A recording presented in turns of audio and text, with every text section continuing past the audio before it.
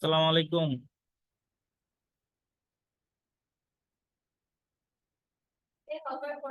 Hello, আসসালামু আলাইকুম।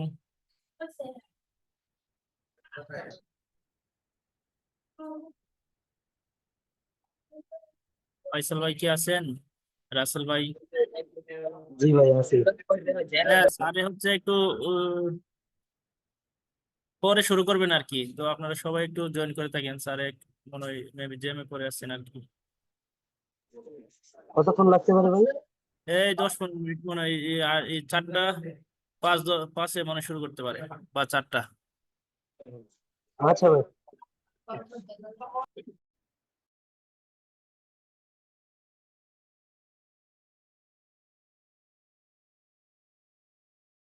অসুবিধা নাই, হ্যাঁ আমি কন্টিনিউ করতেছি।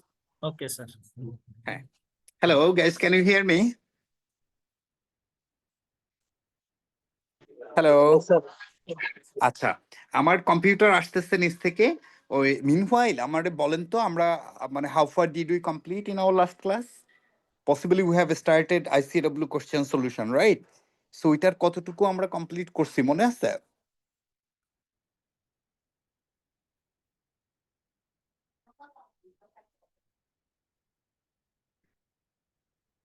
Hello.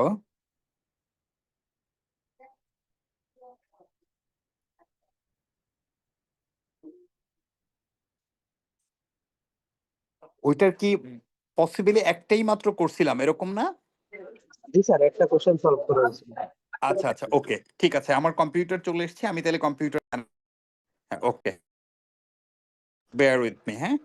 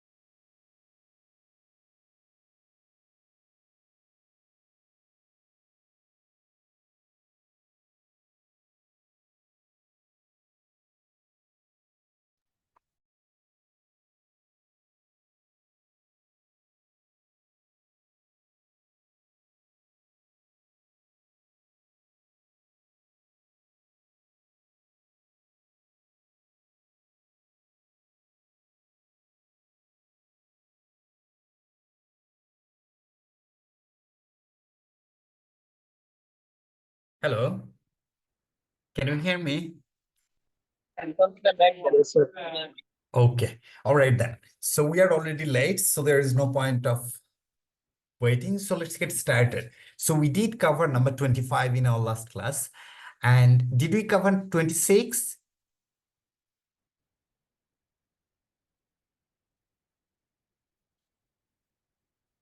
Or we should start with 26?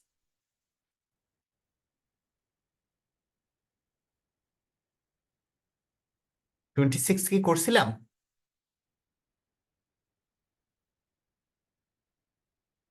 Yes or no? No, sir. আচ্ছা। Okay. So then start with 26. YOLO Limited is a listed company which manufactures Jeep fasteners. Over 90% of its sales are to clothing manufacturers based upon long-term contracts which have provided relatively stable profits over many years. YOLO Limited has 4,050,000 pence ordinary shares in issue with a market value of 31st August 2000 of 1.5 per share. তার মানে এর 4,050,000 pence করে ordinary share রয়েছে, market value of 31st August 2000 1.5 টাকা করে পার share. ঠিক আছে, 4,050,000 pence ordinary share. তাহলে এই যে 4,050,000 pence, তাহলে এখানে এটা নিয়ে কোনো সমস্যা নাই, that is the book value, that is the number of shares. Annual dividend 240,000 just been paid represented 60% of the current year profit available for distribution, and তার মানে available for distribution হলে রিটেনশন কতটুকু, প্রফিট রিটেইন করছে কত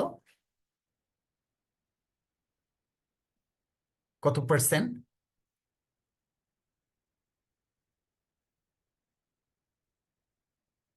40%. 40%. The company expects to achieve an annual return of 25% on its retained earnings. Say 25% return সে করতেছে, expect করতেছে on its retained earnings. Now, looking at this information, you have got nominal value, you have got market value of shares, you have got dividend. However, you have no clue whether there is a growth.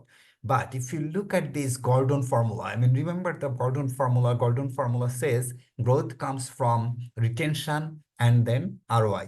So you have 40% retention, you have return of 25%. If you multiply these two, you will find growth here.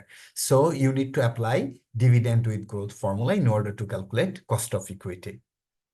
Is that clear to you? বোঝা যায়?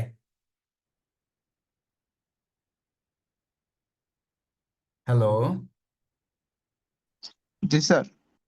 তাইলে calculate করে বলেন তো cost of equity কত? সবাই খুব fast fast করবেন, করে আমাকে বলবেন যে how much is the cost of equity. So আপনারা যে কাজটা করতে পারেন, you have got the annual dividend, এই অ্যানুয়াল ডিভিডেন্ডকে যদি নাম্বার অফ শেয়ারস দিয়ে ডিভাইড করেন তাহলে কি পার শেয়ার ডিভিডেন্ড হয়ে গেল। দেন হচ্ছে আপনার প্রাইস তো রয়েছে, এখান থেকে গ্রোথ রেট বের করবেন, করে আমাকে বলেন কস্ট অফ ইকুইটি কত।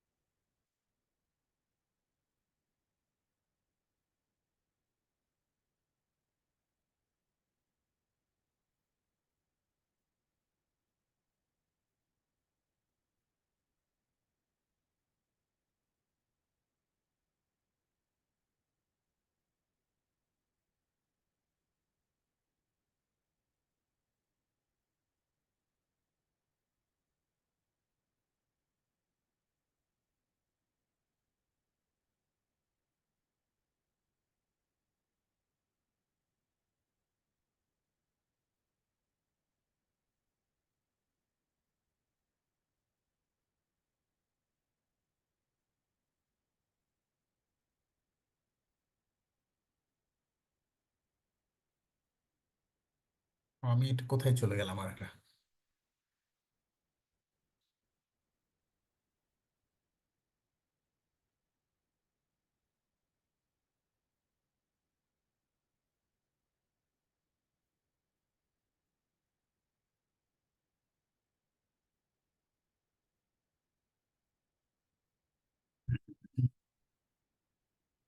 বেশি সময় নিয়েন না, হ্যাঁ, ডু ইট ফাস্ট।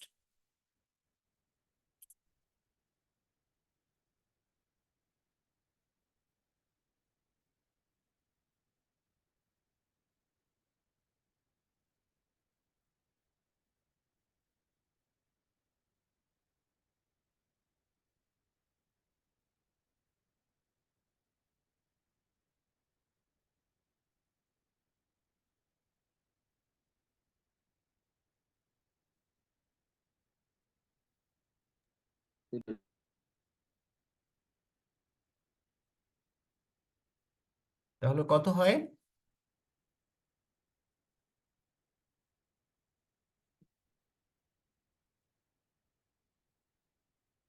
কেমন দেখছেন, আপনারা খালি মানে ক্লাসে অ্যাটেন্ড করেন but you don't have proper effort, হ্যাঁ। এবং এই কারণে এই যে সব ফেল ফেল করে আর বলে যে why students are failing.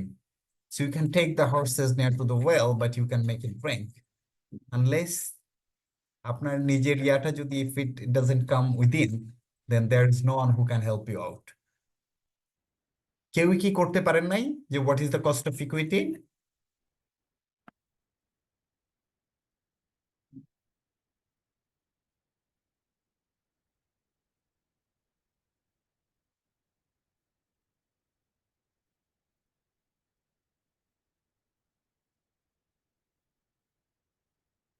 Okay, then you do it back home. মানে আমি আপনাদেরকে এক্সপ্লেইন করে দিচ্ছি। There are also 1,010,000 irredeemable preference shares of CU on in issue with a market value of 1.1 per share come dividend at 31st August 2000. 10% irredeemable preference shares. 10% irredeemable যদি হয় তার মানে তো we all know irredeemable যে preference share dividend is not subject to growth. So 1 এর উপর 10% করলে 10 পয়সা হয় এবং সেই শেয়ারের প্রাইস কত? 1.1। এটা কাম ডিভিডেন্ড, তাহলে এক্স ডিভিডেন্ড কত হবে? 1। তাইলে আমরা যদি if we want to calculate cost of preference dividend, তার মানে 0.1 ডিভাইডেড বাই 1, তার মানে এটা হবে হচ্ছে আপনার 10% will be cost of irredeemable preference shares. Current debt financing consists of 2 million of 8% debentures 2002, which are redeemable at a premium of 5% on 31st August. So আপনার এখানে কারেন্ট ডেট ফাইন্যান্সিং এর কথা যেটা বলা আছে 2 million 8% debentures which are redeemable at a premium of 5%। 5% প্রিমিয়ামে এটাকে redemption করবে। ওকে, interest is payable on 31st August annually and has just been paid, মানে ইন্টারেস্ট এখন পেমেন্ট করা হচ্ছে। These debentures are known to have an after corporate tax rate of 9%. So this is an interesting scenario। দেখেন, interesting সিনারিওটা হলো আপনার 8% হলো nominal rate, আপনার এটা প্রিমিয়ামে দিতে হবে এবং এটা redeemable. So we all know we need to apply the IRR model. But the problem is, দেখেন আমরা যদি আইআরআর মডেলটা অ্যাপ্লাই করতে যাই, এখানে কি সমস্যাটা আছে? আমার মার্কেট ভ্যালু অফ বন্ডের দরকার আছে, কিন্তু মার্কেট ভ্যালু অফ বন্ড তো এখানে দেওয়া নাই। এখানে দেওয়া আছে আফটার কর্পোরেট ট্যাক্স রেট 9%, আপনার এটা ইয়া দেওয়া আছে, ভ্যালু দেওয়া আছে। What is it mean? It means after after corporate tax মানে যে আইআরআর করে যে রেটটা আমরা দরকার, that has been given. So all we need to do, we need to calculate market value of debt, because দেখেন আমরা we will be able to calculate cost of equity, will be able to calculate cost of preference share and cost of debt is given। তাহলে if you want to calculate WSCC, সবগুলোর market value দরকার। Equity easy, preference শেয়ারও easy, কিন্তু ডেটের কোনো market value নাই। So we need to apply the valuation theory here. তাহলে কিভাবে আমরা করতে পারি? আমরা যেটা করতে পারি, এই যে প্রত্যেকটা ডেট যেটা আছে, এই ডেটের প্রত্যেকটা ইয়ারে যতটুকু ইন্টারেস্ট আমরা পেমেন্ট করব সেটা, এবং ফাইনালি যে আমার প্রিন্সিপাল রিপেমেন্ট করতে হবে, সেটাকে যদি আমি এফেক্টিভ রেট দিয়ে ডিসকাউন্টিং করি, we can calculate the fair value of this bond. So এটা আসলে valuation theory applies here. I hope you are understanding. So I don't need any validation from you because you guys are not responding. So আমি ধরে নিচ্ছি you R understanding. So এইখানে এই যে 2 million আছে, এটার উপর আমরা এটা করব। দেখেন, দিস ইজ 31st August 2000 এবং এই বন্ডের মেয়াদ হচ্ছে 2002। So we need to think of 2001 and 2002, তার মানে 2 বছর। তাহলে এই বন্ডের ভ্যালুয়েশনটা আমরা কিভাবে করতে পারি? Let me just walk you through.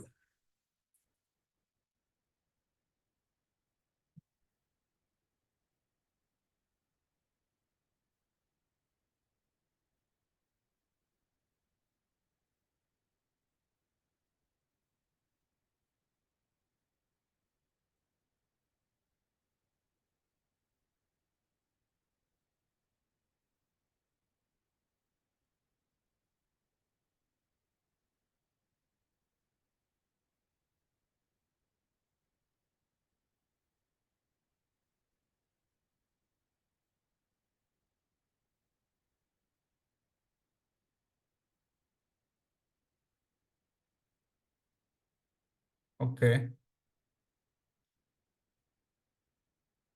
Here এটা দেখেন, আমরা যদি ক্যাশ ফ্লোটা চিন্তা করি কিরকম হবে যদি আমরা এই ডেটের ভ্যালুয়েশনটা করতে চাই। আপনারা তো বিষয়টা বুঝতে পারতেছেন, 8% ইজ নমিনাল, ওয়ারাস আমার এফেক্টিভ রেট হচ্ছে 9%, এটা দেওয়া আছে। তাহলে 2000 সালের আমার কিন্তু ইন্টারেস্ট পেমেন্ট করা, 2001-এ ইন্টারেস্ট পেমেন্ট করতে হবে অলমোস্ট 2 মিলিয়ন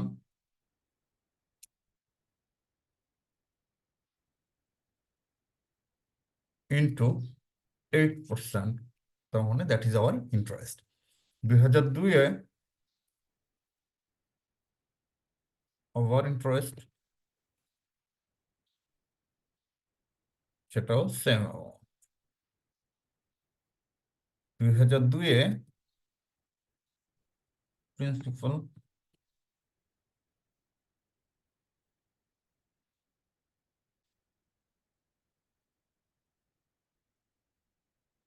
ইন্টু 1.05, 5% প্রিমিয়ামে, সো এই অ্যামাউন্টটা পেমেন্ট করতে হবে। So this is basically cash flow. Cash flow এটাকে বলে CFT, cash flow after tax. দেখেন, আমাদের এই যে থিওরিতে আমরা কি আফটার ট্যাক্স কর্পোরেশন রেট আমরা কত নিয়েছি, 9% আফটার ট্যাক্স। সো 9% যদি আফটার ট্যাক্স নেই, তাইলে আমার ক্যাশ ফ্লোটাও আফটার ট্যাক্স দিব। Very simple theory. যেহেতু আমি এখানে আফটার ট্যাক্স কর্পোরেশন ট্যাক্সটা নিচ্ছি, সো আমাকে এটাও আফটার ট্যাক্স নিতে হবে। সো আমাদের এখানে ইয়াটা ছিল 70%, মানে sorry 30% is a tax, so 70% will be after tax. Okay, আর এটা তো this is not subject to tax.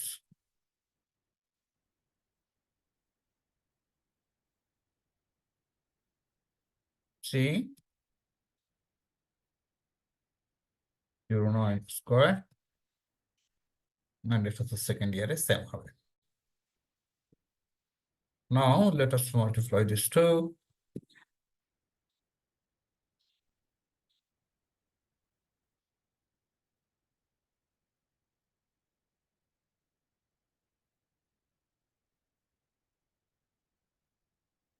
And that is the valuation of bond. So why do we need it? Because if we need to calculate, if we want to calculate the WSCC, we need to have the market value of bond. Therefore, you need to calculate this. আপনাদের কি কারো কোনো confusion আছে এটা নিয়ে?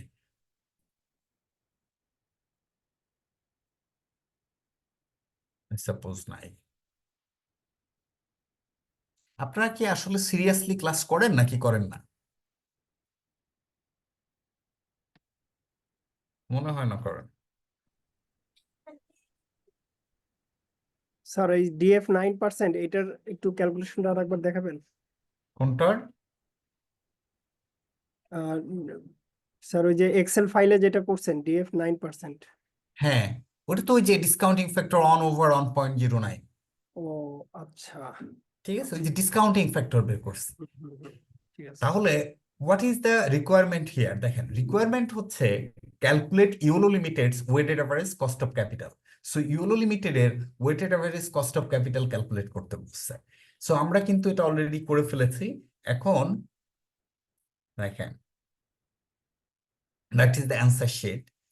খেয়াল করেন, আমরা প্রথমে কস্ট অফ ইকুইটি করতে গেছি। কস্ট অফ ইকুইটি করতে গিয়ে আমরা ডিভিডেন্ড বলছি পার শেয়ার নিতে পারেন, আর এখানে যে গ্রোথ আছে সেই গ্রোথটা হচ্ছে আপনার প্রপোর্শনেট আর্নিংস রিটেইন, আর হচ্ছে return on new investment. Gordon growth মডেলের ওই মাল্টিপ্লায়ার দিয়ে আমরা এটা একটা ফ্যাক্টর বের করছি, করে দেন আমরা কেই বের করেছি। এটা নিয়ে কোনো সমস্যা থাকার কথা না। প্রেফারেন্স শেয়ার আমরা বলেছি অলওয়েজ আমরা এক্স ডিভিডেন্ড নিব, এটা টোটাল ডিভিডেন্ড নিয়ে করছে, আপনি পার শেয়ার ডিভিডেন্ড নিয়ে করলেও এক্সাক্ট সেম অ্যামাউন্ট হবে 10%।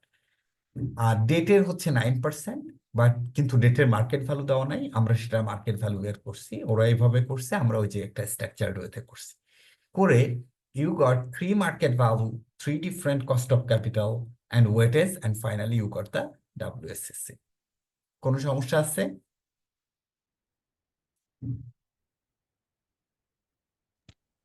স্যার এটা কি বই থেকে পড়াচ্ছেন?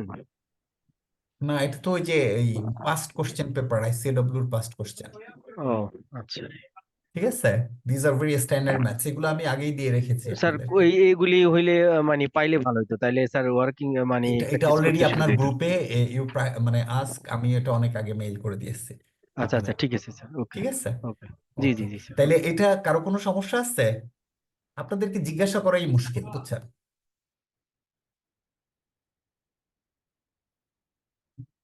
আচ্ছা, আমরা let's move to the next one. যদি সমস্যা থাকে আপনারা বলবেন, হ্যাঁ?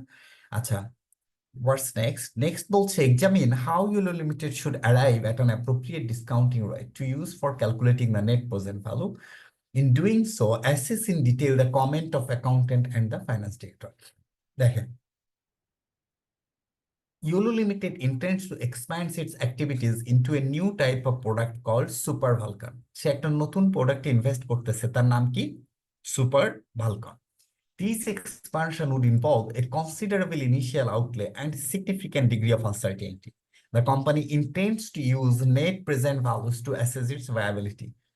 There is some confusion, however, as to the most appropriate rate to use for discounting.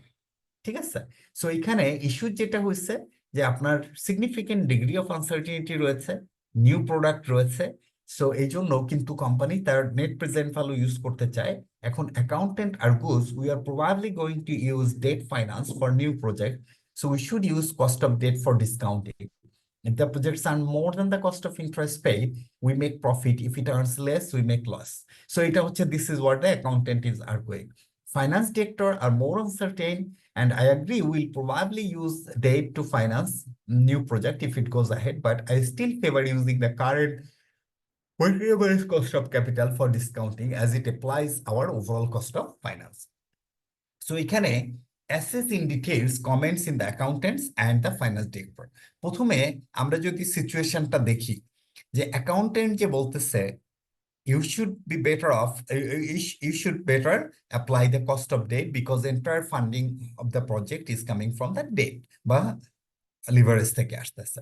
Issue is, even though entire funding for that particular project is coming from debt, আপনার যখনই কোনো একটা ক্যাপিটাল স্ট্রাকচারে ডেটের পরিমাণ, with the increase of the increment of the debt, your risk to the equity holders goes up and they will be demanding higher return on the equity.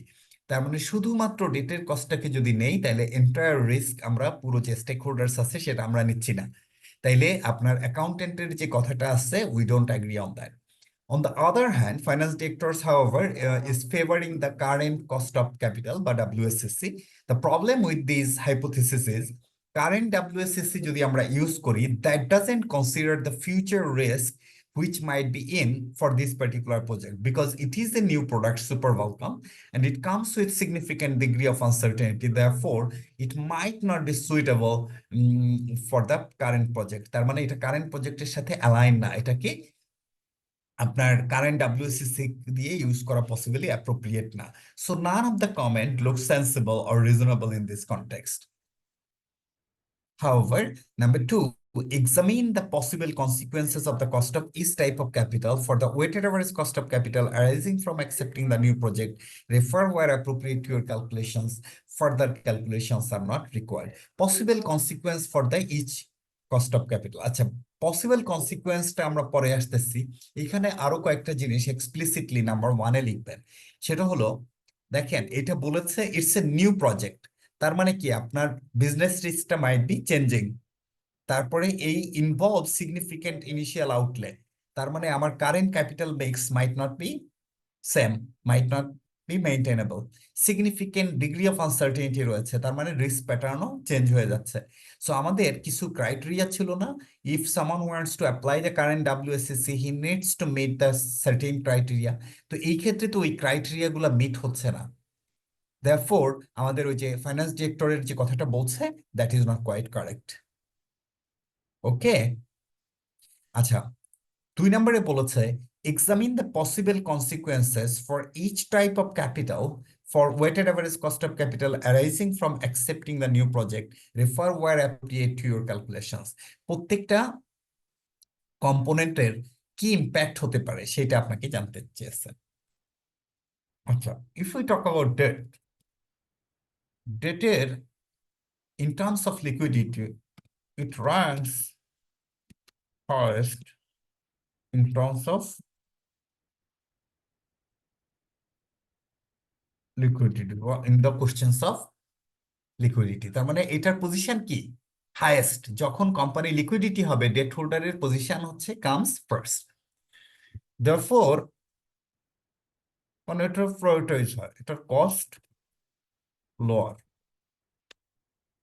কস্টকে ট্যাক্সকে allowable. however it increases the cost of equity and cost of pref share, তাই তো? এটা cost of equity এবং preference শেয়ারকে কস্টটাকে increase করে। তাইলে আর overall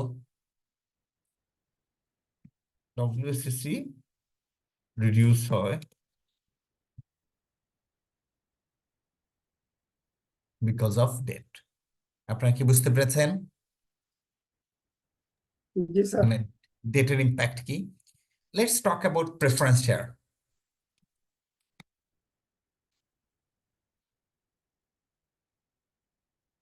ranks ahead of equity shares but after কি date. Equity শেয়ারের আগে বাট ডেটের পরে, তাই তো? after or behind it বলেন, that sounds better.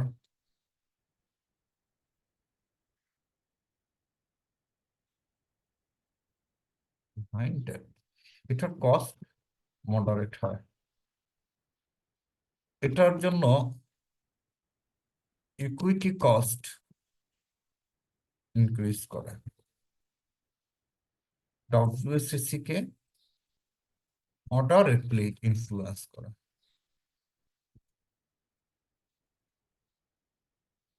Are you guys okay with that? যে প্রেফারেন্স শেয়ারের অবস্থান কি? Let's talk about equity. They get the residual amount. They are the ultimate risk taker. তাই তো? রেসিডিয়াল অ্যামাউন্ট নেয়, আলটিমেট রিস্ক টেকার। আর হচ্ছে এদের কস্ট হাইয়েস্ট হয় এবং এদের কারণে ডব্লিউসিসি ইনক্রিজ করে।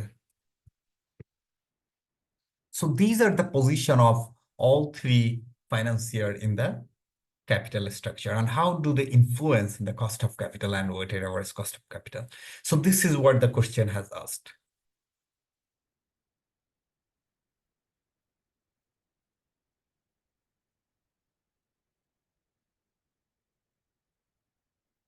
Okay, now move on to the next question. 28 is an interesting math. আমরা এটা করি খুব swiftly. TERI is financed by 1 million ordinary shares currently valued at 1.725 cum dividend. তার মানে এটা হচ্ছে তার কাম ডিভিডেন্ড, কিন্তু রিমেম্বার কাম ডিভিডেন্ড হলে সাথে সাথে এটাকে এক্স ডিভিডেন্ড করতে হবে। কনস্ট্যান্ট ডিভিডেন্ড হচ্ছে 2,25,000 রয়েছে। Directors are considering investing and expected to earn 56,000 in perpetuity commencing in 1 year time এবং immediate investment 2,25,000। সো এই যে 2,25,000 টাকা যে লাগবে, এই 2,25,000 টাকা either they can manage through right share 7/20 priced at 2,25,000 or new issue either price so as to give all gain to the project to the current shareholders or 1.25 per share. So try to understand. So এই কোম্পানির যেটা হয়েছে 1 million shares আছে currently valued 1.725, এর constant dividend হচ্ছে 2,25,000 আর 56,000 হলো আপনার yield রয়েছে, আর ইমিডিয়েট ইনিশিয়াল ইনভেস্টমেন্ট হচ্ছে 2,25,000। তো এখন এই 2,25,000 টাকা রাইট ইস্যু থেকে করা যাবে অথবা নিউ ইস্যু থেকে করা যাবে। সো নিউ ইস্যুর আবার মেকানিজম বলছে এমন ভাবে করবেন যেন পুরো গেইনটা আপনার কারেন্ট শেয়ার হোল্ডারের কাছে যায় অথবা 1.25 করে নিউ ইস্যু করলেন। Requirement: calculate the gain to the ordinary shareholders and NPV of the project. Ordinary shareholder এর gain কত এবং NPV of the প্রজেক্ট কত হবে সেটা আপনাকে প্রথমে ক্যালকুলেট করতে বলছে। So how do you do that?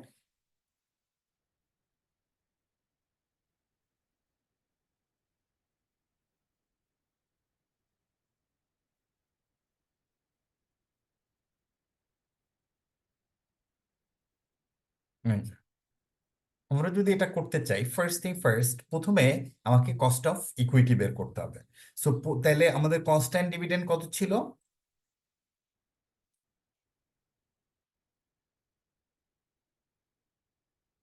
2,25,000। Share কত ছিল? Share 1 million. 1 million.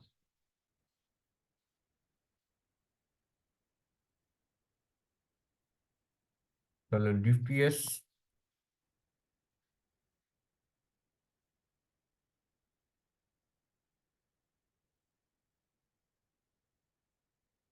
Count dividend share price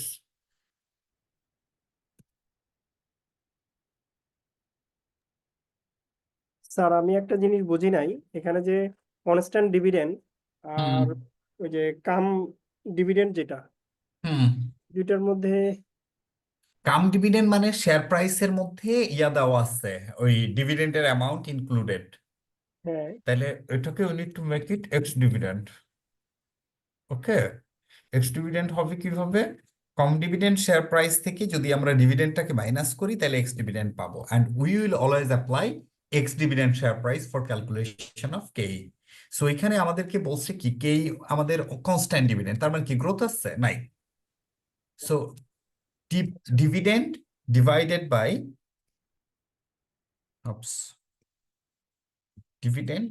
by হচ্ছে আপনার x dividend share price.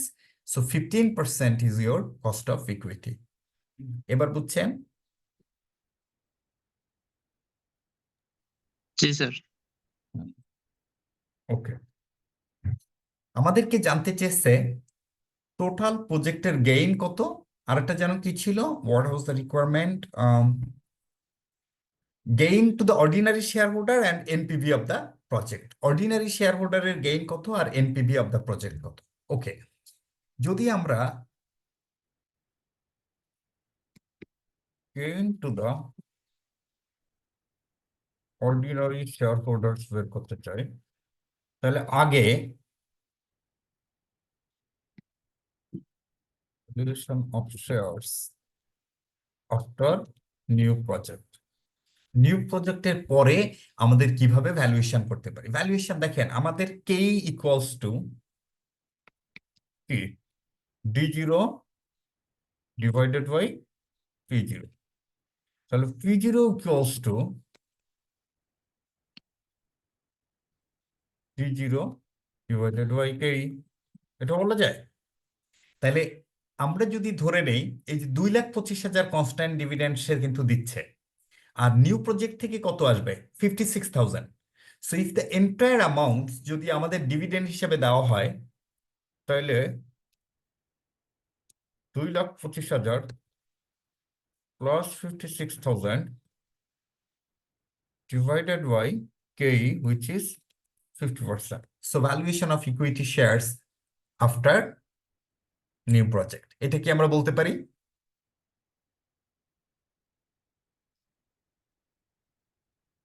Answer না দিলে আই ওয়ান্ট ওয়েট, আমি কিন্তু extremely pissed off at you.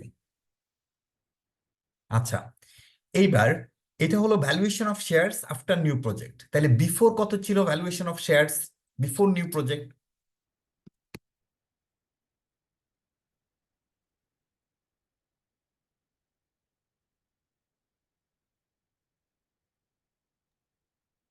One million shares, 10 তাই না, লাখ। ইন্টু 1.5, এটা তাহলে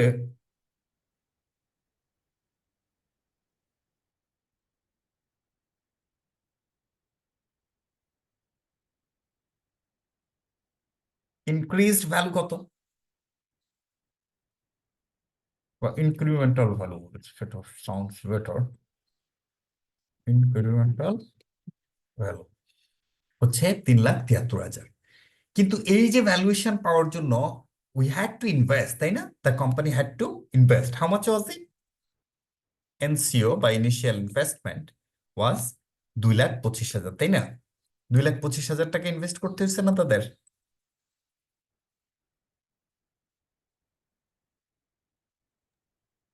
স্যার এই valuation of share before new project এটাতে 15 লাখ কিভাবে বের হলো?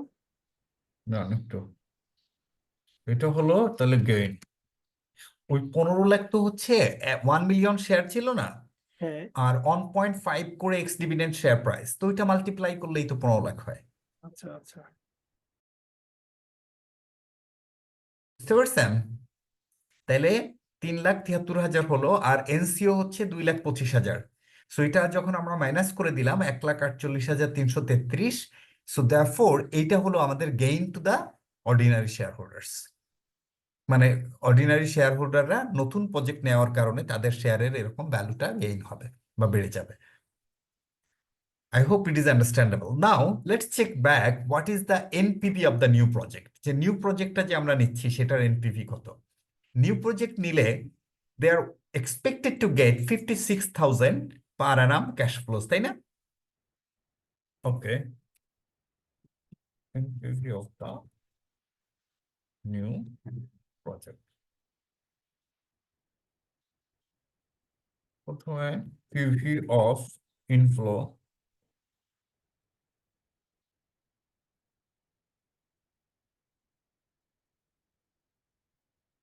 Okay. PV of outflows. আউটফ্লোস কত? 2,25,000। তাহলে খেয়াল করেন, আমার যে 56,000 পার অ্যানাম করে পাচ্ছি সেটারে কিন্তু আমি জাস্ট ক্যাপিটালাইজ করছি, তাইলে হয়ে গেল। আর ইনিশিয়াল ইনভেস্টমেন্ট তো 2,25,000। সো এই ফর্মুলায় আমরা বের করে ফেললাম how much is our NPV. So ideally দেখেন, যখন কোনো একটা কোম্পানি, এটাকে বলে এফিশিয়েন্ট মার্কেট হাইপোথিসিস, যদি মার্কেট এফিশিয়েন্ট হয় এবং if the market knows that company is going to invest in project XYZ and that project would generate 1,48,000, 1,48,333 টাকা positive NPV, so that will be automatically reflected, automatically hitting the share price in the market positively. So that is what does it mean. Therefore, this gain is exactly matching with this NPV. আপনারা কি বুঝতে পারতেছেন? তার sir মানে আসলে ideally আমার প্রজেক্টের যে এনপিভি, সেই এনপিভি দিয়েই তো আমার গেইন হবে, কারণ এইটা দিয়েই শেয়ারের প্রাইস বেড়ে যাবে। তাই হচ্ছে আমরা ধরে নিচ্ছি মার্কেট ইজ এফিশিয়েন্ট, সেই ঘটনাটাই আমরা এখানে ক্যালকুলেশনের মাধ্যমে চেক করলাম যে weather this hypothesis is correct. বলেন। স্যার এখানে যে 56,000 টাকা প্রতি ইয়াতে পাচ্ছি সেটা হ্যাঁ, কোথায়? ওই যে এখানে বলা আছে তো, এই যে পারপাচুইটি। ও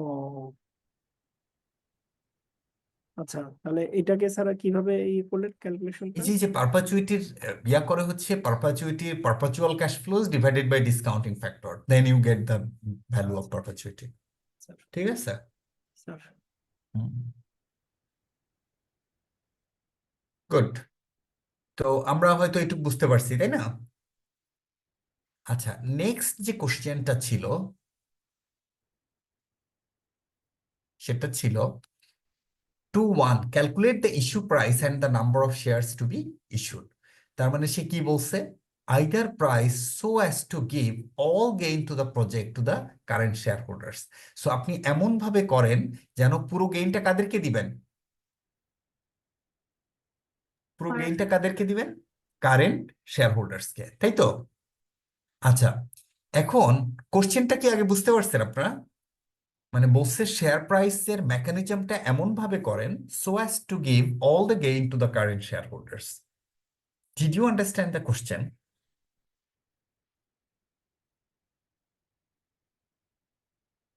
আপনাদের সিরিয়াস প্রবলেম আছে। আচ্ছা, না বুঝলে নাই।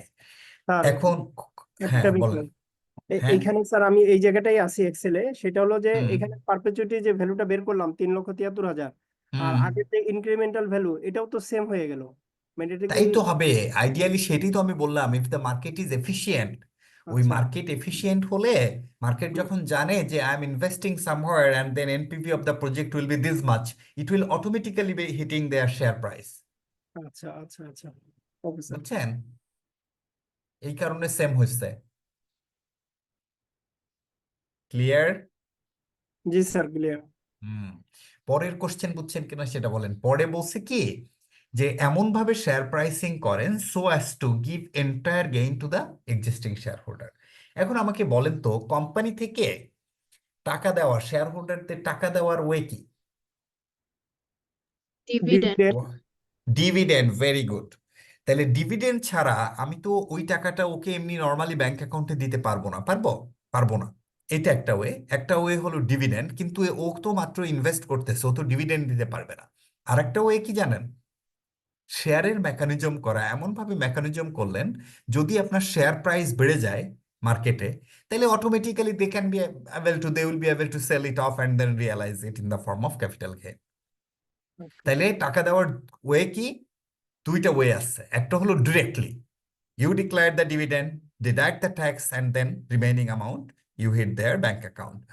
অল্টারনেটিভলি আপনি এমন ভাবে শেয়ারের প্রাইস মেকানিজম করলেন, শেয়ারের প্রাইস যদি বেড়ে যায়, তার মানে কি ও ওইখানে ক্যাপিটাল গেইন করতে পারবে না? জি স্যার। Yes, sir. রাইট। তাইলে সে বলছে এমন ভাবে প্রাইসিং করো যেন পুরো গেইনটা কাদের কাছে যায়? এক্সিস্টিং Current শেয়ার হোল্ডারের কাছে যায়। সো এটা যদি করতে হয়, what is the current share price?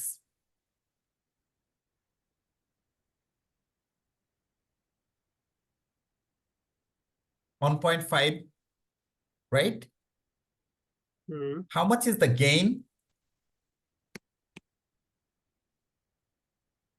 Gain from new project, এই যে 1,48,333।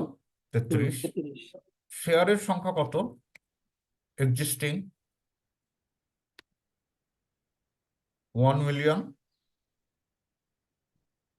তাই তো? আচ্ছা, হুম। তাহলে পার শেয়ার গেইন কত?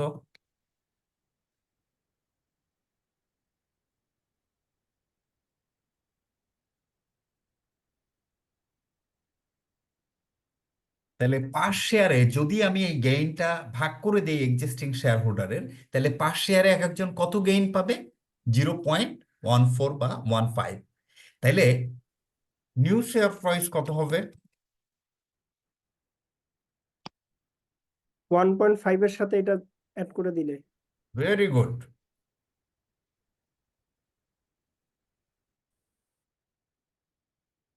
তাহলে এইটা হবে হচ্ছে আমার নিউ শেয়ার প্রাইস। কিভাবে আমরা এই নিউ শেয়ার প্রাইসটা করতে পারবো? এই নিউ শেয়ার প্রাইসটা করতে গেলে থিঙ্ক অফ দ্য লজিক। লজিকটা হলো we will sell the shares at the price of 1.65 to the new share holders. আমার কত টাকা লাগবে ফর দ্য নিউ প্রজেক্ট? বলেন। 2,25,000। রাইট। Investment requirement 2,25,000। তাইলে কতগুলা নিউ শেয়ার ইস্যু করব? 2,25,000 ডিভাইড বাই 1.65 বা 65। রাইট। 2,25,000 divided by 1.65। দেয়ারফোর এটারে বলতে পারি, শেয়ার তো আর ফ্র্যাকশনে ইস্যু করা যায় না, এতগুলো আমরা নিউ শেয়ার ইস্যু করব না। হোয়াট উইল হ্যাপেন জানেন? এই যে নিউ শেয়ারটা ইস্যু করব, আমরা কয় টাকা ইস্যু করব? 1.65 করে। সো 1.65 করে যখন আমরা শেয়ার মার্কেটে শেয়ার ইস্যু করব, তখন আমার শেয়ারের ভ্যালু কত হয়ে যাবে আসলে অ্যাকচুয়ালি মার্কেটে? 1.65ই হয়ে যাবে না ট্রেডিং প্রাইস?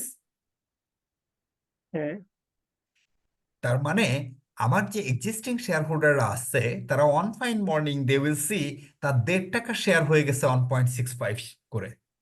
আর নতুন শেয়ার হোল্ডার সে 1 টাকা 65 করে শেয়ার কিনছে, কিনে তার শেয়ারও ট্রেড হচ্ছে 1.65। তার মানে they are in the break even situation, no gain no loss. Whereas existing share holder, তাদের মধ্যে ওই টাকাটা বেড়ে গেছে। তার মানে কি গেইনটা কি তার মধ্যে অ্যালোকেটেড হয়ে গেল না এক্সিস্টিং শেয়ার হোল্ডারের মধ্যে? তাহলে তো স্যার আমার তাকে তো শেয়ারটা বিক্রি করতে হবে। বুঝি, Existing। সেটা অন্য জিনিস। মানে তাকে যদি রিয়ালাইজ করতে হয় ওটা বিক্রি করতে হবে, বাট আমরা তো সাকসেসফুলি ওর কাছে ওটা অ্যালোকেট করে দিলাম। মানে আমাদের সাইড থেকে আমরা ক্লিয়ার। আমাদের সাইড থেকে আমরা ক্লিয়ার। তার মানে কি ঘটনাটা ঘটবে? After selling these shares, new shareholders will see the shares are being traded at 1.65, so they will be saying no profit, no loss situation. Whereas existing shareholders will see the boost among with the impact of gain only. এবং therefore তাদের শেয়ারের দামটা বেড়ে যাবে। এবং this is the way we can allocate that gain to the existing shareholders. It's very interesting, বুঝছেন? এই mechanism গুলা is very interesting and real লাইফেও এগুলো করা সম্ভব। So hopefully you understood this, তাই তো? না Yes, বুঝলে sir. নাই। আচ্ছা, হোয়াটস নেক্সট? নেক্সট যেটা ছিল, বলছে যদি 1 টাকা 25 পয়সা করে নতুন শেয়ার ইস্যু করা হয় তাহলে কি হবে? Calculate the gain or losses to the current and new shareholders. Try to understand. So এইবার আগে তো আমরা শেয়ার ইস্যু করছি 1 টাকা 65 পয়সা করে। এখন বলছে what if we issue the shares at 1.25? 1.25 করে শেয়ার ইস্যু করলে কি নিউ নাম্বার অফ শেয়ারস হবে, তাই না? এবং তখন শেয়ারের সংখ্যা বেড়ে যাবে। কিন্তু আমার এক্সিস্টিং শেয়ার কত করে আসছে? প্রথমে let's talk theoretically what could be the potential impact of issuing shares less than the market value. So ধরেন, what is the market value per share? 1.5. কিন্তু the company is opting to issue the shares to the new shareholders at 1.25.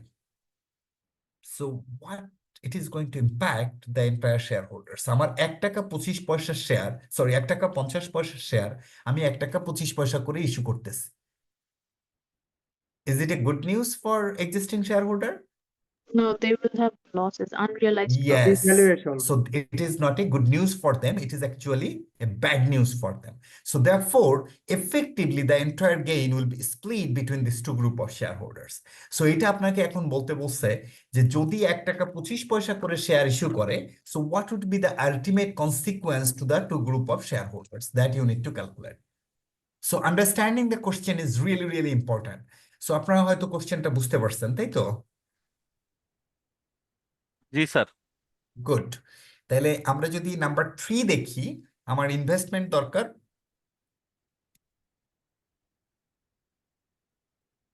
2,25,000। New share price কত হবে? 1 টাকা 25 পয়সা। Number of shares to be issued,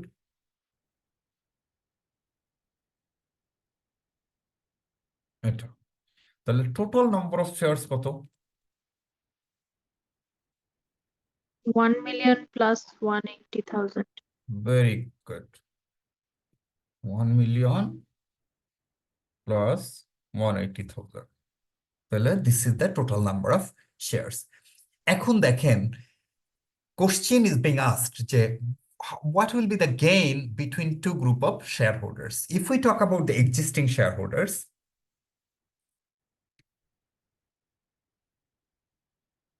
total valuation will not change. আপনারা কি valuation, যদি আপনাদের তো এখনো ভ্যালুয়েশন করায়নি, বাট একটা সিম্পল ফর্মুলা হচ্ছে ওভারঅল কোম্পানির বিকজ অফ দিস, এই যে আমি যে দামেই শেয়ার ইস্যু করি 1.5 টাকা 1.25 or 1.65, whatever the price we choose, overall cash flow situation of the company won't change, right? Won't get impacted.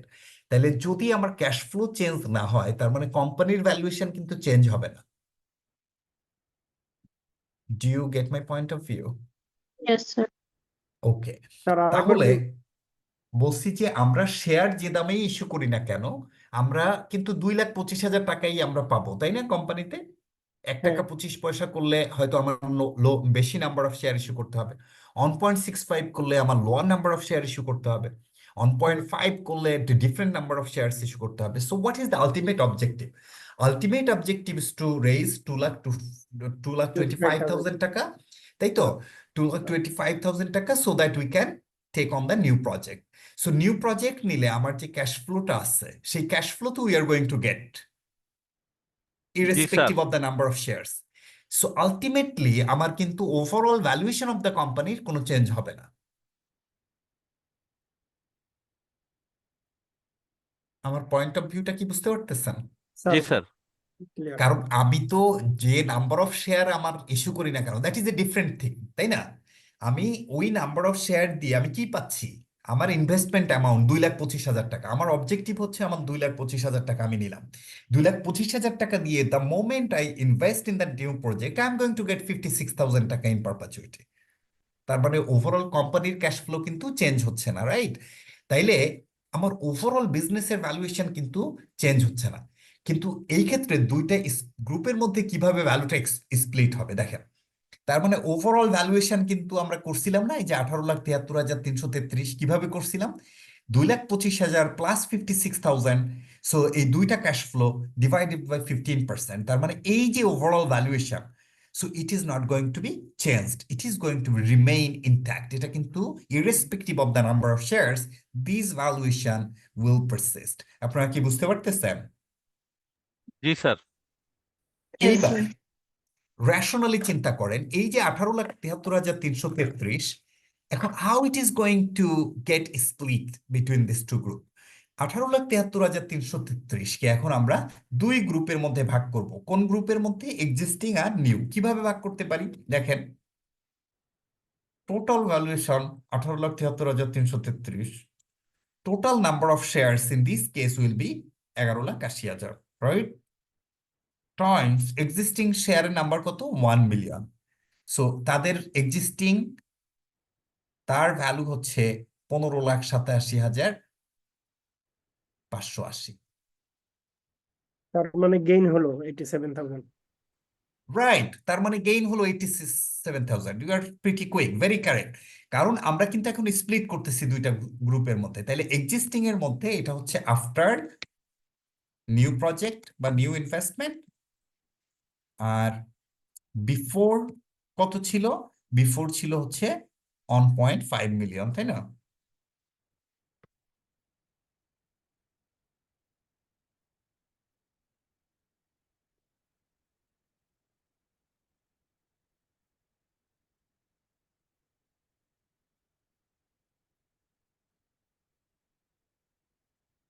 হয়ে গেল আমার এই যে এটা। So we need to deduct these.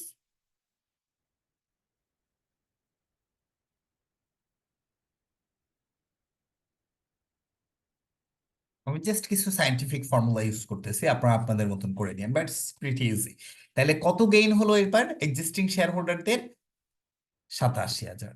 এবার নিউ গ্রুপ অফ শেয়ার হোল্ডার্সদের কি হবে বলেন তো? Definitely loss. লস হবে কেন? আগে ক্যালকুলেশন করেন, don't jump into conclusion. Firstly you need to calculate. কিভাবে করবো বলেন? সেম, 18,73,333 ডিভাইডেড বাই কত? 11,80,000, তাই না? এটাকে হুম। মাল্টিপ্লাই করবো কত দিয়ে? ওই যতটুকু শেয়ার 1,000. হ্যাঁ 180,000, ভেরি কারেক্ট। 180,000 দিয়ে 185 করবো। তার মানে this is our new number of shares. এই নিউ নাম্বার অফ শেয়ারস এর পুরোটাই তো আর ইনভেস্টমেন্ট না বা গেইন না, ওই পুরোটা সরি গেইন না, ওর তো কিছু ইনভেস্টমেন্ট করা লাগছে, তাই না? ও 2,25,000। রাইট, 2,25,000। সো ওর যে লস হয়েছে এটা আপনি আন্দাজে কেমনে বলতেছেন? বলা যাবে না তো। ওর এইখানেও দেখেন গেইন আছে, রাইট? এটা, তাহলে ওর গেইন হচ্ছে এটা। এখন এই দুইটা মিলে কিন্তু আসলে টোটাল গেইনের সাথে মিলে যাবে।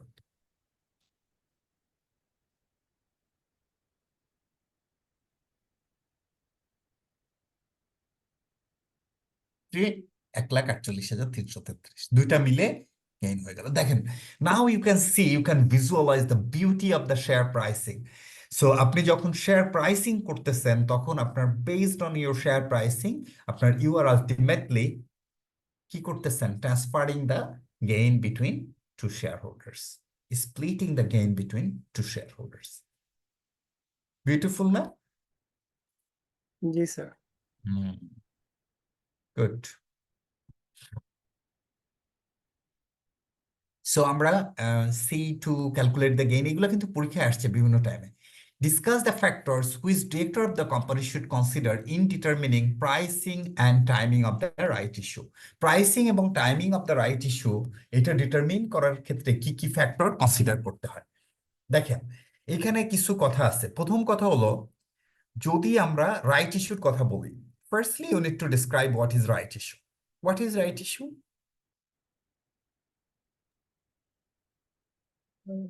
জেনারেল শেয়ার নো, মানে preference share. no. Right issue is the issuance of shares to the existing shareholders at a share price lower than the market because of their preemptive rights. So what did I say? Right issue definition holo issuance of shares kake to the existing shareholders, existing group of shareholder derke dewa hoy at a price lower than market, মার্কেটের যে দাম আছে তার থেকে একটু কম দামে দেওয়া হয় because of their preemptive right. তাহলে আমার টোটাল কোম্পানির মালিক কারা? Who are the real owners of the company? Existing share holder. Existing share holder. তো আমি যদি এক্সিস্টিং শেয়ার হোল্ডারকে আবার শেয়ার ইস্যু করি, শুধুমাত্র আমার টোটাল ভ্যালুটা স্প্লিট হয়ে যাবে। তার মানে পাবে কারা? এক্সিস্টিং শেয়ার হোল্ডাররাই পাবে, তাই না? ওই ভ্যালুয়েশনটা। Therefore এখানে বলা হয় যে প্রাইসিং এবং টাইমিং ইজ ইররিলেভেন্ট। তার মানে ওয়ান গ্রুপ অফ আপনার থিওরিস্ট তারা কনক্লুশন হচ্ছে প্রাইসিং এবং টাইমিং যেহেতু এটা রাইট ইস্যু, আমি আমার এক্সিস্টিং শেয়ার হোল্ডারে দিচ্ছি, ওরে বেশি দামে দেই আর কম দামে দেই, টাকা কার থাকতেছে? ওরই তো থাকতেছে, ওর কোম্পানি তো। So therefore these are irrelevant. However general যেটা হচ্ছে থিওরি হলো আপনার প্রাইসিং একটা গ্রুপ বলে যখন হায়ার থাকবে, প্রাইসিং এবং টাইমিং দেজ আর ইন্টার রিলেটেড, কারণ টাইমের সাথেই তো আমার প্রাইসিংটা রিলেটেড, কোন টাইমে প্রাইস বেশি। সো ইউজুয়ালি বলা হয় যে ওয়ান থিওরি, ইউজুয়ালি মানে হচ্ছে one theory advocates you should issue the price, I mean issue the shares বা right shares at higher price. মানে যখন আপনার কোম্পানির price is at it peak তখন হচ্ছে you should possibly issue the right issue. কেন? কারণ যখন আপনার পিকে থাকবে তখন you need to issue lower number of shares. Okay, তখন হচ্ছে আপনি বেশি দামে বিক্রি করলে আপনার যে আন্ডার রাইটার আছে ওর কস্টটাকে আপনি ম্যানেজ করতে পারবেন, আপনার যে ডিভিডেন্টের কস্ট আছে সেটাকে ম্যানেজ করতে পারবেন। So these are the logic for মানে favouring the higher pricing. On the other hand another group বলতেছে যদি লোয়েস্ট যখন প্রাইস থাকবে তখন রাইট ইস্যু করা উচিত। What is the logic? Lowest থাকলে শেয়ার আনসাবস্ক্রাইব থাকার সম্ভাবনা কম থাকবে, শেয়ার প্রাইস কান গো বিয়ন্ড দ্যাট লেভেল, তার নিচে ড্রপ করবে না, এইটা হচ্ছে, এবং this is the issuance to the existing share holder. So effectively এখানে কোনো লস নাই। সো দুইটা থিওরি আছে, এবং আর একটা গ্রুপ বলতেছে it doesn't matter at all, কারণ হচ্ছে এটা issuance of shares to the existing share holders. আপনারা কি আমার কথা বুঝতেছেন? স্যার লোয়ার প্রাইসের পয়েন্টটা বুঝিনি। লোয়ার প্রাইসের হলে তখন তো আপনার যেটা হচ্ছে শেয়ার আনসাবস্ক্রাইব থাকার রিস্কটা কমে গেল, এবং কোম্পানির শেয়ার প্রাইস তো ফ্লোর প্রাইস, ওর নিচে আর নামবে না কখনো শেয়ার প্রাইস, ঠিক আছে? আর ইয়েস স্যার। শেয়ার আনসাবস্ক্রাইব থাকলো, আর প্লাস হচ্ছে আমি ওই যে থিওরি যেটা বলছি, আমি হায়ার করি আর লোয়ার করি, ইট ডাজন্ট রিয়েলি ম্যাটার, কারণ এটা তো আমার এক্সিস্টিং শেয়ার হোল্ডারকে দিচ্ছি।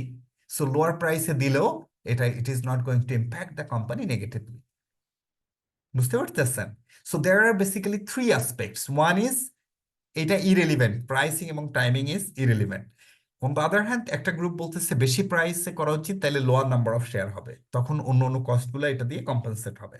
আর একটা গ্রুপ বলতেছে লোয়ার প্রাইসে করা উচিত, কারণ ওতে শেয়ার আনসাবস্ক্রাইব থাকবে না, প্লাস আমার ওই যে ওই ফ্লোর যে শেয়ার প্রাইসটা, ওর নিচে তো কখনো শেয়ারের প্রাইস নামবে না। সো দেয়ারফর আমরা ওই জায়গাটায় লক করে রাখতে পারি, কারণ ওর নিচে তো আর শেয়ার প্রাইস নামবে না কখনো, কারণ I'm going to buy, existing shareholders is going to exercise their rights with that lower price, ওইটা নিচে তো আর নামবে না। তাহলে বুঝতে পারতেছেন? Yes sir. Good. These are all interesting, but you got to have solid understanding on the theory, otherwise কিন্তু you will be in trouble. Now let's go to number 34. 34 হচ্ছে আমরা যে 26 করছি না, exactly similar one. So I leave it to you. 36 আপনারা note নেন, এটা আপনারা করবেন, পারা যাবে না? এবং it also comes with what is the limitations of Gordon growth model, এটা আপনাকে বলতে বলেছে লিমিটেশনস কি। স্যার এটা কোন ইয়ারের কোশ্চেন আমরা দেখতেছি? এটা সব আমি দিয়ে দিয়েছি, এটা আইসিডব্লিউর কোশ্চেন ব্যাংক থেকে আসছে। ঠিক আছে, this are really really good. এইগুলা যদি আপনারা পারেন দেন এইটা মানে it will give you a rock solid foundation. মানে এটা হইলে ও যে ধরনের কোশ্চেনই আসুক you should be able to attempt at least. Okay, আচ্ছা, তাইলে এইটা কি পারা যাবে? স্যার আমি কি একটা প্রশ্ন করতে পারি? রেলিভেন্ট হইলে পারবেন। আমার কথা হচ্ছে, স্যার আমি আগের ক্লাসগুলি আমি ওইভাবে ছিলাম না আর কি, মানে প্রেজেন্ট ছিলাম না, কিন্তু আমার মনে হয় কি স্যার, যদি হুম। চ্যাপ্টার বাই চ্যাপ্টার ধরে করাইতেন তাহলে মনে হয় মানে আমাদের আন্ডারস্ট্যান্ডিং একটু ভালো হইতো আর কি। না, আপনার যেটা সেটা তো আমি শুনবো না, আমি যেটা বলবো সেটা আপনার শুনতে হবে। আপনি তো শুরুতে ছিলেন না, আচ্ছা এই জন্য আপনি বুঝবেন না। এটা প্রুভেন মডেল, বুঝছেন? সো এটা আচ্ছা, জি অনেক স্যার। দিন ধরে এটা আপনি যেটা করেন, আপনার ক্লাসমেট যারা আছে ওদের কাছ থেকে previous class if it is recorded ওইটা নিয়ে ওইটা ভালো আচ্ছা করে পড়েন, ঠিক আছে? আর আচ্ছা, অর ঠিক আছে, ঠিক আছে। অর হচ্ছে আপনি ওই যে দেখবেন অনেক স্টুডেন্ট ইউটিউবে সম্ভবত আমার ওই ভিডিও টিডিও দিয়ে দিয়েছে, ওরা আগের ব্যাচের ডিফারেন্ট ডিফারেন্ট ব্যাচের জি স্টুডেন্টরা জি দিয়েছে। স্যার। ইউ উইল ফাইন্ড জি। ফাইন্যান্সিয়াল ম্যানেজমেন্ট বাই আচ্ছা আচ্ছা হচ্ছে আমার নাম দিবেন, মাসুদ স্যারেরটাও আছে আই গেস। আচ্ছা আচ্ছা। ওইগুলো আপনি জি জি দেখেন, জি। দেখলে আপনি পাবেন, আচ্ছা ঠিক আছে, বুঝছেন? ঠিক হুম। আছে। ওকে ওকে আচ্ছা, ওকে। এখন আমরা যেটা করব, আপনারা 34টা একটু পড়েন তো, সবাই অ্যাক্টিভলি পড়ে আমাকে বলেন তো কোথায় প্রবলেম আপনাদের। Will you be able to solve it? আগে এই ব্যালেন্স শিট পর্যন্ত এইটুক পড়েন, পড়ে আমাকে লেটস ডিসকাস।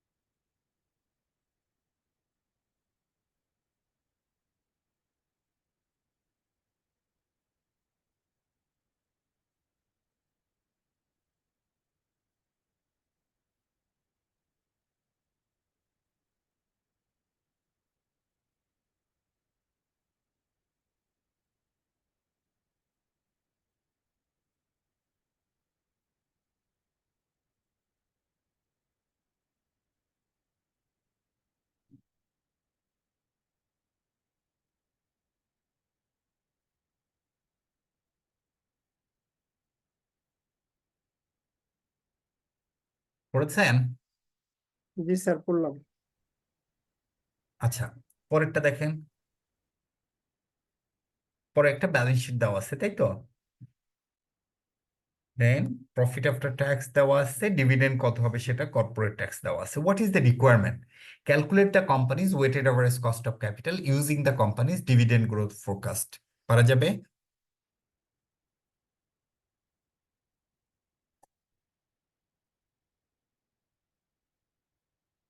পারবেন নাকি পারা যাবে না? তো ভেরি ইজি, তাই না? অর্ডিনারি শেয়ারের ইনফরমেশন দেওয়া আছে, প্রেফারেন্স শেয়ারের দেওয়া আছে, ইরিডিমেবল ডিবেঞ্চার দেওয়া আছে। ইরিডিমেবল মানে তো সুপার ইজি, আপনি নর্মাল ফর্মুলা ইউজ করবেন। তার মানে তিনটার ক্যালকুলেশন করবেন, তিনটার মার্কেট ভ্যালু বের করবেন, দেন ডব্লিউএসসিসি করবেন। Will you be able to do that? এ স্যার ট্রাই করবো স্যার। হুম, এটার সলিউশনও তো আছে আপনাদের কাছে, আপনারা দেখেন, প্রথমে নিজে করবেন তারপরে সলিউশন দেখবেন। আচ্ছা, বিতে বলেছে the finance director has explicitly assume current capital structure will be maintain, discuss and evaluate other assumptions that are implicitly being made when using WSCC as discounting rate for appraising investment. Remember, WSC কে discounting factor হিসেবে use করার জন্য there are some by default assumptions. What are those? এটা না আমি আপনাদেরকে শিখাইছি না?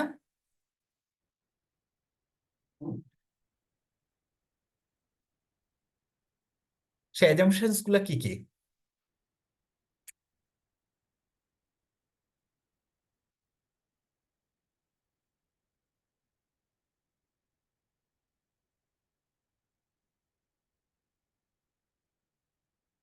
Hello,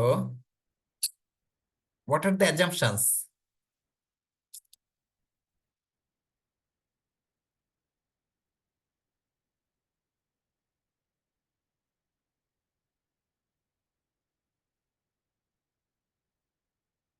বলুন, মনে নাই যে আমাদের বিজনেস ট্রিস সেম থাকতে হবে, তাই না? ক্যাপিটাল স্ট্রাকচার সেম থাকতে হবে, কস্ট অফ ক্যাপিটাল সিমিলার থাকতে হবে, ট্যাক্স রেট সিমিলার থাকবে, অথবা প্রজেক্টটা ইনসিগনিফিক্যান্ট থাকবে। Only then you can use it. Can you remember?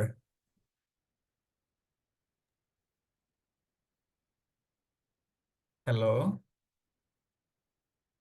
Sir market ভ্যালুও মনে হয় থাকবে।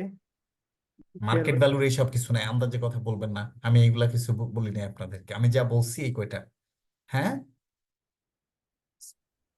ঠিক আছে। আচ্ছা, talk about number C. Use the version of Gordon growth model based on earnings retention to calculate the alternative dividend growth rate for the company. মানে এই Gordon growth মডেলে অল্টারনেটিভ ডিভিডেন্ড গ্রোথ রেট আপনাকে calculate করতে বলছে। So Gordon growth মডেলে যদি আমি করতে যাই, দেখেন, you have been given the profit after tax 30 million, dividend 10 million, তাইলে কতটুকু সে রিটেনশন করছে? 20. 2/3, 20 মিলিয়ন অর 2/3, তাই না? আর নেট অ্যাসেট ছিল 410। ওকে, তাহলে 410 আর প্রফিট হচ্ছে 30 ওভার 410 যদি করি, উই ক্যান গেট কি? আরওআই। ঠিক আছে, রিটার্ন এআরআর বা আরওআই। তাহলে রিটার্ন অন অ্যাসেটও আমরা পেয়ে গেলাম, ডিভিডেন্ড রিটেনশন রেশিও বা প্রফিট রিটেনশন রেশিও পেলাম। দুইটাকে মাল্টিপ্লাই করলে কি গর্ডন গ্রোথ মডেলের জি পেয়ে যাব না? Growth, isn't it? Yes, sir. Yeah, yes. Identify the major limitations of the কি version of Gordon growth model. Gordon growth মডেলের লিমিটেশনসটা আপনাদেরকে আইডেন্টিফাই করতে বলছে। ইট ইজ কোয়াইট ইন্টারেস্টিং, বুঝছেন? আপনারা যখন if you understand the basics, তখন ইট বিকামস ফার ইজিয়ার। দেখেন, আপনাদেরকে বলি আর ইন্টু বি, এই ফর্মুলা। সো ফার্স্ট অফ অল, গর্ডনের যে ফর্মুলাটা, এটা বেসড অন প্রফিট, তাই না? Whereas ফাইন্যান্সিয়াল ম্যানেজমেন্টের ফাউন্ডেশন বা কর্নারস্টোন হচ্ছে based on cash flows. They don't really bother about profit, rather they bother about cash flows. They think cash flow is the real indicator of a business. Profit হয়েছে, profit তো realise না। তাইলে এই Gordon growth model, এটা কিন্তু পুরো প্রফিটের উপর বেস করে পুরো এন্টায়ার ফর্মুলাটা। তারপরে সে ধরে নিয়েছে আর, আর মানে কি? রিটার্ন এআরআর, তাই না? তাহলে আমি যখন এই ফর্মুলা দিয়ে গ্রোথ বের করতেছি, তার মানে রিটার্ন বা ARR will remain same for the foreseeable future. But in real world এটা কি সম্ভব যে আমি কারেন্ট ইয়ারে যে এআরআর হচ্ছে, এই ARR will be maintain for the foreseeable future or for ever? Can No. You give guarantee? It's not possible. So this is another drawback. আপনি আরেকটা ধরে নিয়েছেন বি, বি মানে হচ্ছে রিটেনশন। সো আপনি ধরে নিয়েছেন আপনার 30-র মধ্যে 20 মিলিয়ন আপনি রিটেনশন করতেছেন, তার মানে 2/3 আপনার রিটেনশন হচ্ছে। এইটাও আপনার will be maintain for ever, তাই তো? কিন্তু এটা কি সম্ভব? No, sir. না sir. So these R like ফলাসি বা ফলাসাস আপনার অ্যাজাম্পশনস। আর একটা ইস্যুস দেখেন, যদি আপনি এখানে খেয়াল করেন, আর ইন্টু বি। আর মানে কি? আপনার রিটার্ন। বি মানে কি? রিটেনশন। আর্নিং রিটেনশন আর হচ্ছে রিটার্ন, এই দুইটার মাল্টিপল করে আমার জি আসতেছে, তাই তো? এআরআর হচ্ছে এআরআর মানে আর ইন্টু বি। তার মানে ধরে নেওয়া হচ্ছে the higher amount of profit you retain, that will plough back and you can invest it further and it will help you to increase your growth. You understand what I'm saying? তার মানে এই ফর্মুলাটা assumptions করতেছে the higher amount you retain the higher the growth will be. কারণ আপনি ধরেন 12% হলো আপনার রিটার্ন, ওকে, যদি আপনার 30% আপনি গ্রোথ করেন, হোয়াট উইল হ্যাপেন? আপনার গ্রোথ রেট উইল বি 3.6, তাই না? কিন্তু যদি আপনি 30-র বদলে 40% আপনি রিটেনশন করেন, সেক্ষেত্রে আমার কত হবে? 4.8. So what does it tell us? It tells us যে আমার গ্রোথের main factor is driving through the retention of profit. So in reality it not be the case, it mite not B the case. তার মানে এটা সে আরেকটা assumptions দিচ্ছে, growth is driving from retention of profit, which might not be the case, but which might not be true. আপনারা কি বুঝতে পারতেছেন? So these are the fundamental drawbacks of Gordon growth model. বোঝা যায়?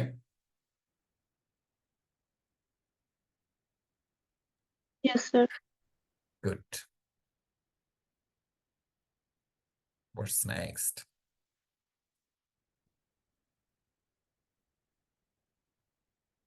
এরপরে এডুকেয়ার আছে, হ্যাঁ, 35 নোট নেন, এই 35ও আপনারা করবেন।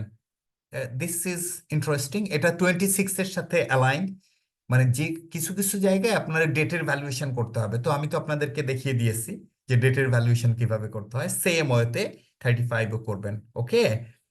And we are left with 36, which is actually CAPM model. CAPM মডেলে যদি যখন বিজনেস রিস্ক চেঞ্জ হয়ে যায় তখন কিভাবে করতে হবে। সো আই থিঙ্ক আজকে আমরা শেষ করি। Next class we have a long class on Friday, তাই না? শুক্রবারে একটা ক্লাস আছে না 3 ঘন্টার আপনাদের সাথে? Yes, sir. Okay, so what we are going to do, will start with 36। এই 36টা আমরা আগে করব, করার পর then will start investment appraisal on the same day. Sir একটু এই শীটটা একটু দিয়ে দিবেন চ্যাট বক্সে। চ্যাট বক্সে আমি দিতে পারবো না, I have given to you, আপনি you talk to your friend and then collected. এটা অলরেডি আমি মেইল করে দিয়েছি, ওই যে যখন শুরুতে হয়েছে না, if you are in the mail loop you would have receive by this time. আপনাদের কাছে আছে না rest of the students participants? আমি এক্সেলে কথাটা বলছি। ও আপনি কি, are you talking about Excel? এই ইয়েস না স্যার, মানে আর you talking about Excel or ওই যে ইয়েস পাস্ট কোশ্চেন? সলিউশনটা আর কি স্যার যেভাবে করছেন। ও সলিউশন, আচ্ছা ঠিক আছে, দিয়ে দিচ্ছি, দ্যাট ইজ ওকে, হ্যাঁ দ্যাট আই ক্যান গেট। তো এইগুলো দিয়ে আপনারা কি করবেন, মানে দেখতে চান কেমনে হয়েছে? জি স্যার। আচ্ছা ঠিক আছে, সরি আমি আসলে ভাবছি যে চাইছেন ওই আইসিডব্লিউ কোশ্চেন। এটা হলো 5th মার্চ, না তাই না? এটা তো স্যার আপনি আমাদেরকে মেইলে দিছিলেন। রাইট রাইট রাইট, না ঠিক আছে আমি দিয়ে দিচ্ছি। এটা 5th মার্চ 2025। ওকে, আমি ওই যে হালিম ভাইকে বলেছি যে দেখেন ওদের ক্লাসগুলো হচ্ছে না, এইটা যদি না হয় আবার ঈদ চলে আসতেছে, মানে সামনে ঈদ চলে আসবে, তারপরে আবার হচ্ছে খুব বেশি দিন ক্লাস নেওয়া যাবে না, then I'll be out of the country for a month. So এটা আর হবে না, মানে ক্লাস আর নেওয়া যাবে না। সো যতটুকু পারেন এই রোজার মধ্যে এবং রোজার পরে কয়েকটা ক্লাসে শেষ করায় দেন। আচ্ছা, what was the year? Fifth March, that was the name of file. Where is it? 5th. I think this. Okay.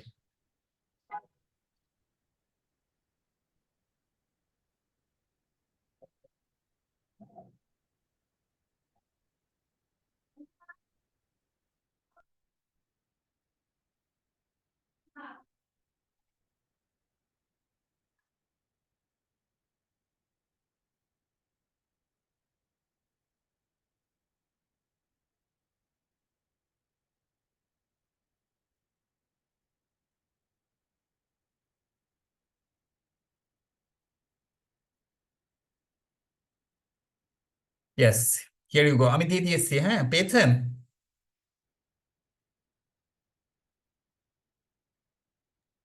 G sir. Okay, good good. Sorry, I am so sorry, I misunderstood you. হ্যাঁ, anyway, so আমরা আজকে তাহলে শেষ করি। Next ফ্রাইডেতে we are going to solve আপনার এই যে এটার একটা কোশ্চেন বাদ আছে, প্লাস আমরা ইনভেস্টমেন্ট অ্যাপ্রেজাল শুরু করব। এবং রিমেম্বার ওয়ান থিং, আমি যে কোশ্চেনগুলোর কথা বলছি এখানে, যে এডুকেয়ার এবং these are like very standard maths, so please do that.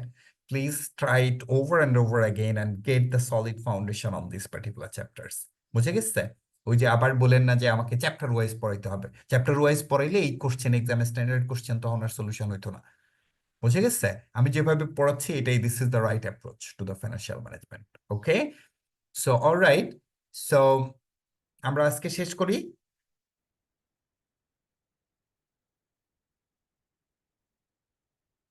Okay Yes, sir. Yes, Thank sir. you. ওকে, ঠিক আছে, তাহলে ভালো থাকেন, এনজয় ইয়োর রমাদান, তাই তো, অ্যান্ড ইফতার। আল্লাহ হাফেজ।